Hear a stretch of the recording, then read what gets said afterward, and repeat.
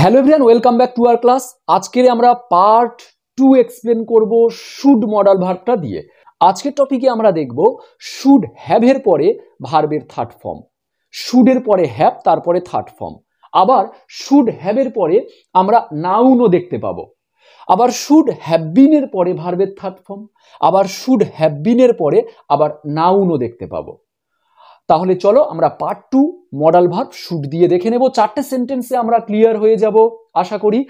আর তারপরেও যদি ডাউট থাকে আমাকে ছোট কমেন্ট করে জানাও, আর ভালো লাগলেও আমাকে কমেন্ট করে জানাতে হবে নেক্সট টপিক পাওয়ার জন্য।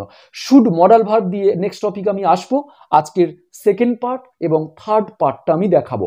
আজকের টপিকটা কেমন লাগে জাস্ট দেখো। তোমার গল্পটি লেখা উচিত ছিল। চলো আমরা প্রথমেই বাক্যের শুরুতে সাবজেক্ট বসাবো তোমার, ইউ। একেবারে শেষে চলে যাও উচিত ছিল। চলো ছিলটা এখন বাদ দিয়ে যদি উচিত বলি আমরা বলবো শুড। শুড মানে উচিত, আর উচিতের সাথে যখন ছিল বলবো শুড হ্যাভ। উচিত ছিল বলতেই তোমরা শুড হ্যাভ বসাবে। উচিত ছিল শুড হ্যাভ। কি উচিত ছিল? লেখা। তাহলে আমরা প্রত্যেকেই জানি হ্যাভ অথবা হ্যাজের পরে আমরা সবসময় ভার্বের থার্ড ফর্ম দিই। তো হ্যাভ হ্যাজের পরে সবসময় থার্ড ফর্ম দিই, হ্যাভ, হ্যাজ, হ্যাড। তাহলে রাইট লেখা, লেখার third form written. You should have written, তোমার লেখা উচিত ছিল।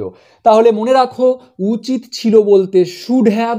কোন কাজ করা উচিত ছিল সেই কাজের থার্ড ফর্ম। আমার খাওয়া উচিত ছিল, আই শুড হ্যাভ ইটেন। তোমার খেলা উচিত ছিল, অর্থাৎ অতীতে যে কাজটা করা উচিত ছিল কিন্তু করনি। তোমার খেলা উচিত ছিল, ইউ শুড হ্যাভ প্লেড। তোমার আসা উচিত ছিল, ইউ শুড হ্যাভ কাম, কামের থার্ড ফর্ম। তার পড়া উচিত ছিল, he should have read. So আমরা উচিত ছিল বলতে এইভাবে লিখব। আর গল্পটি তাহলে আমরা লিখব দ্য স্টোরি। তাহলে আমরা দেখলাম শুড হ্যাভের পরে ভার্বের থার্ড ফর্ম কখন হয়। নেক্সট দেখো, আমার ইংরেজি শেখানো উচিত ছিল, মানে আমি বলছি আমার তোমাদের শেখানো উচিত ছিল এর আগে। আমার, আই। উচিত ছিল বলতে শুড হ্যাভ। শেখানো ইংরেজি টিচ, হ্যাভের পরে থার্ড ফর্ম দাও টট, TAUGHT, টট। ইংরেজি ইংলিশ, ENGLISH, ফুল স্টপ। আশা করি ক্লিয়ার, বুঝতে পেরেছ। এবারে দেখো শুড হ্যাভ বিনের পরে থার্ড ফর্ম কখন হয়। আমি নাউনটা আসবো, শুড হ্যাভের পরে তো থার্ড ফর্ম দেখলাম, এবারে শুড হ্যাভের পরে আবার বিন দেব, তারপরে থার্ড ফর্ম দেব কখন। দেখো এই সেন্টেন্সে কার উচিত ছিল গল্পটা লেখা? তোমার। আমি সাপোজ তোমার ওয়ার্ডটা এখানে দিইনি, আমি জাস্ট বললাম গল্পটি লেখা উচিত ছিল। আবার এখানে আমার দিলাম না, ইংরেজি শেখানো উচিত ছিল। কে গল্প লেখা উচিত ছিল, কার কার ইংরেজি শেখানো উচিত ছিল সেই সাবজেক্টটা আমি লিখিনি, জাস্ট আমি কাজটা দিয়েছি, কোন কাজটা করা উচিত ছিল। দেখো গল্পটি লেখা উচিত ছিল, এখানে সাবজেক্ট নেই, তাহলে প্রথমে কাকে বসাবো? প্রথমে যে আছে তাকে বসাও, গল্পটি। তাহলে আমি বলবো দ্য স্টোরি। উচিত ছিল বলতে কি বসাই আমরা? উচিত ছিল বলতে একটু আগে বললাম শুড হ্যাভ। মনে রাখবে শুড হ্যাভ মানে উচিত ছিল। হ্যাভের পরে ভার্বের ক নম্বর ফর্ম হয়? ভার্বের পরে ভার্বের থার্ড ফর্ম হয়। কিন্তু দেখো এখানে সাবজেক্ট যখন ছিল শুড হ্যাভের পরে ভার্বের থার্ড ফর্ম, তাহলে এখানে তো সাবজেক্ট নেই। আমি কি বলবো? এই গল্পটা কি পড়তে যাচ্ছে, এই স্টোরিটা কি একটা মানুষ যে ও কাজটা করা উচিত ছিল? তাহলে শুড হ্যাভের পরে ভার্বের থার্ড ফর্ম দিলে কিন্তু এরকম মিনিং হবে যে এই গল্পটা একটা ব্যক্তি যে কাজটা যার করা উচিত ছিল। তাহলে গল্প এটা তো কোনো ব্যক্তি নয়, এই গল্পটাকে লেখা উচিত ছিল। তখন আমরা হ্যাভের পরে বিন ওয়ার্ডটা দেব, দিয়ে রিটেন, RITTEN, ফুল স্টপ। হ্যাভের পরে থার্ড ফর্ম হয়, আবার হ্যাভ বিনের পরেও থার্ড ফর্ম হয়। দুটোর মিনিং দেখো, you should have written the story, তোমার গল্পটা লেখা উচিত ছিল, তোমার লেখা উচিত ছিল, তোমার।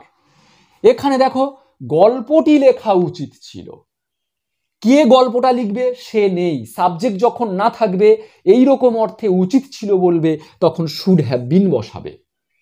ফর এক্সাম্পল কিছু এক্সাম্পল দিচ্ছি দেখো, ভাত খাওয়া উচিত ছিল, কে ভাত খাচ্ছে বা কার উচিত ছিল নেই, জাস্ট বললাম ভাত খাওয়া উচিত ছিল, তখন আমরা শুড হ্যাভ বিন দেব।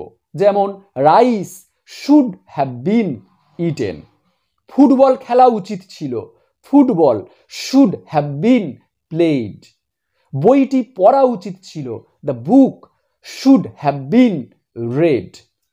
যখনই আমরা এখানে কর্তা বসাবো তখন বিনটা আর হবে না। যেমন আমার ফুটবল খেলা উচিত ছিল, আই শুড হ্যাভ প্লেড, হ্যাভের পরে বিন দিচ্ছি না। তোমার খাওয়া উচিত ছিল, ইউ শুড হ্যাভ ইটেন। যখনই আমি কর্তা রাখবো অ্যাক্টিভে তখন শুড হ্যাভ বলে ভার্বের থার্ড ফর্ম। আর যখন কাজ হবে অথচ কর্তার নাম আমি বলবো না বা লিখবো না তখন শুড হ্যাভের পরে বিন। দেখো শুড হ্যাভ বিন ভার্বের থার্ড ফর্ম, এখানে সাবজেক্ট নেই, আবার শুড হ্যাভ ভার্বের থার্ড ফর্ম, এখানে সাবজেক্ট আছে। তার মানে সাবজেক্ট যেটাতে প্রথমে যে ব্যক্তি যে কাজ করছে সে আছে, মানে এটা অ্যাক্টিভ, সক্রিয়ভাবে কাজ করছে নিজে দাঁড়িয়ে থেকে। আর এখানে কাজ হচ্ছে গল্পটা লেখা উচিত ছিল কিন্তু যার লেখা উচিত ছিল সে নেই, সেই জন্য এটা হবে প্যাসিভ। সেম ভাবে এটা দেখো, ইংরেজি শেখানো উচিত ছিল, তাহলে আগে লেখো ইংলিশ, উচিত ছিল বলতে শুড হ্যাভ। এখানে ইংরেজি শেখানো উচিত ছিল, কে শেখানো, কার শেখানো উচিত আমি তার নাম বলিনি, তাহলে আমরা যখন সাবজেক্ট থাকবে না প্যাসিভে তখন বিন ইউজ করো, হ্যাভের পরে বিন, তারপরে থার্ড ফর্ম শেখানো উচিত ছিল টট। ইংলিশ শুড হ্যাভ বিন টট, ইংরেজি শেখানো উচিত ছিল। I should have taught English, আমার ইংরেজি শেখানো উচিত ছিল। আশা করি ক্লিয়ার হয়েছে। এই দুটো আমি জাস্ট দুটো সেন্টেন্স রেখেছি, এইভাবে তোমরা এইভাবে উচিত ছিল কোনো কিছু কাজ করা, আবার যে করছে তার উচিত ছিল সাবজেক্ট রেখে এইভাবে তোমরা প্র্যাকটিস করো। সাপোজ আমি বললাম তোমার এই ভিডিওটা দেখা উচিত ছিল, কে দেখবে তুমি দেখবে, তোমার উচিত ছিল, তাহলে তুমি সাবজেক্ট, তুমি প্রথমে আছো, তাহলে আমাদের বিন দেবার দরকার নেই। সেন্টেন্সটা হবে you should have, you should have watched this video. আবার যদি বলি তোমার উচিত ছিল, এটা বললাম না, আমি বললাম এই ভিডিওটা দেখা উচিত ছিল, কার উচিত ছিল আমি বলছি না, জাস্ট বললাম এই ভিডিওটা দেখা উচিত ছিল, কার উচিত ছিল সে নেই, তাহলে আমরা শুড হ্যাভ উচিত ছিল এরপরে বিন ওয়ার্ডটা দেব। যেমন this video should have been watched, তোমার এই বইটি থাকা উচিত। যখন কোনো জিনিস থাকা উচিত বলবে তখন আমরা এইটা লিখব, তোমার ইউ উচিত শুড থাকা হ্যাভ এই বইটি, দিস বুক। দেখো শুডের পরে হ্যাভ, আর এই বইটা একটা নাউন ব্যবহার হয়েছে এখানে, তাহলে শুড হ্যাভের পরে দেখো নাউন আমরা ইউজ করেছি। কখন আমরা শুড হ্যাভ মানে, তাহলে কি শুড হ্যাভ মানে হলো থাকা উচিত। তোমার একটি পেন থাকা উচিত, you should have a pen. তার একটি বাড়ি থাকা উচিত, he should have a house. তাহলে যখন আমরা কোনো কিছু থাকা উচিত বলবো শুড হ্যাভ, তারপরে সেই জিনিসের নামটা রাখবো, তাহলে শুড হ্যাভের পরে আমরা নাউন ইউজ করছি। ক্লিয়ার? এবারে দেখো শুড হ্যাভ বিনের পরে কখন নাউন দেব। এবারে দেখো তার একজন ডাক্তার হওয়া উচিত ছিল, তাহলে উচিত ছিল বলতেই শুড হ্যাভ, তাহলে হি উচিত ছিল, শুড হ্যাভ, শুড হ্যাভ, এবারে বিন। হওয়া ইংরেজি কি, হওয়া ইংরেজি বি, তাহলে হ্যাভের পরে তো থার্ড ফর্ম হয়, বি ভার্বের থার্ড ফর্ম দিয়েছি, তাহলে হি should have been a doctor. এটার মানে হলো তার একজন ডাক্তার হওয়া উচিত ছিল। কোনো কিছু হওয়া উচিত ছিল বলতে আমরা শুড হ্যাভ বিন নাউন, দেখো শুড হ্যাভ বিন, তারপরে ডক্টর, এটা নাউন, আর এটা শুড হ্যাভ বিন। আবারও বলছি, কোনো কিছু হওয়া উচিত ছিল, তোমার একজন টিচার হওয়া উচিত ছিল, তার একজন ইঞ্জিনিয়ার হওয়া উচিত ছিল। তাহলে কোনো কিছু হওয়া উচিত ছিল বলতে এর এক্সপ্লেনেশন আরো অনেক ডিপলি রয়েছে, জাস্ট আমি তোমাদের প্রাইমারি ভাবে এক্সপ্লেন করে দিচ্ছি, এইভাবে তোমরা প্র্যাকটিস করো।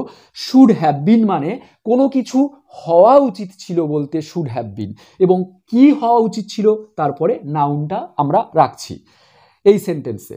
আবার কোনো কিছু থাকা উচিত বলতে, এটা উচিত ছিল নয়, কিন্তু কোনো কিছু থাকা উচিত বলতে শুড হ্যাভ।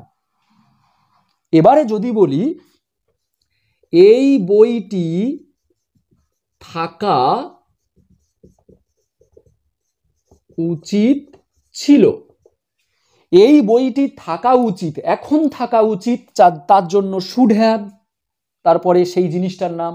এবারে বইটি থাকা উচিত ছিল, এটা বলতে আমরা বলবো you should have had, you should have had, তারপরে দিস বুক। তাহলে কোনো জিনিস থাকা উচিত ছিল বলতে শুড হ্যাভ হ্যাড, আর কোনো কিছু হওয়া উচিত ছিল বলতে শুড হ্যাভ বিন।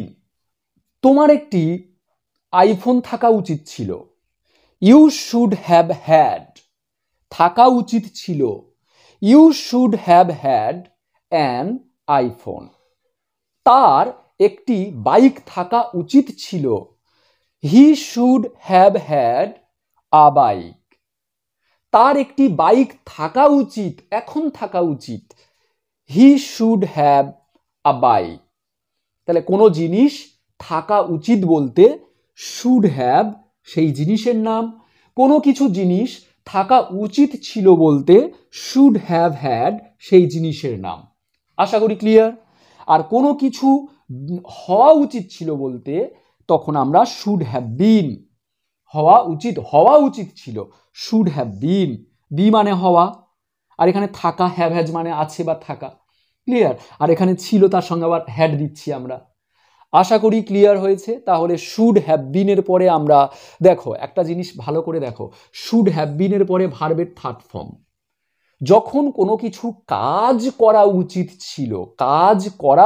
ছিল, তখন আমরা সেই কাজের থার্ড ফর্ম দিচ্ছিলাম শুড হ্যাভ পরে বা শুড হ্যাভ বিনের পরে।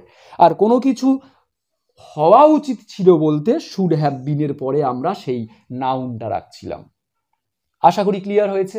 এরপরে আমরা পার্ট 3 এক্সপ্লেন করব। যদি তোমাদের এই টপিকটা পছন্দ হয় বা বুঝতে পারো, তারপরে আমরা এক্সপ্লেন করব শুড হ্যাভ টু। শুড হ্যাভের পরে কখন টু হয়, আবার শুড হ্যাভ হ্যাডের পরে কখন টু হয়। সো ছোট্ট একটা কমেন্ট করে জানাও টপিকটা আজকের বুঝতে পারলে কিনা, নিজের মতো সেন্টেন্স এইভাবে বলা প্র্যাকটিস করো। সো আজ এই পর্যন্ত, নেক্সট ক্লাসে আবার দেখা হবে নতুন টপিক নিয়ে, আমরা শুডের পার্ট 3 নিয়ে। সো টিল দেন আলাই, ওকে, বাই বাই।